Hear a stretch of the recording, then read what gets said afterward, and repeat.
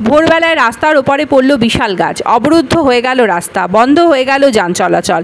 উখড়া মাধাইগঞ্জ রোডের আনন্দ মোড়ে ঘটনাটি ঘটে। রবিবার ভোর 4:30 নাগাদ একটি বিশাল তেঁতুল গাছ শিকড় সমেত উপড়ে পড়ে যায় রাস্তার ওপর, যার ফলে ভোর রাত থেকে ওই রাস্তা দিয়ে বন্ধ হয়ে যায় চলাচল।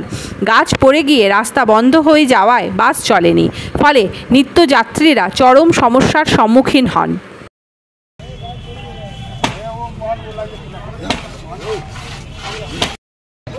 ওই নবগ্রামে ওরা এলে বলবি বাবা ধীরে ধীরে দিয়ে কোনখানটা ছায়া দিলে হবে, হ্যাঁ, তারপরে বাকিদের জেসিবিকে ফিরে সরাবে।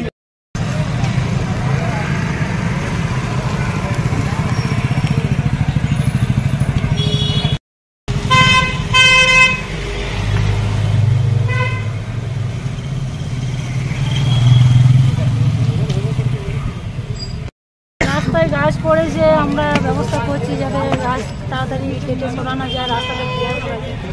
এটাই বলবো যে অনলাইনে পড়েছে, মানুষের কোনো বিপদ হয় না। হ্যাঁ, আমরা চাইছি তাড়াতাড়ির মধ্যে আমরা রাস্তা ক্লিয়ার করি।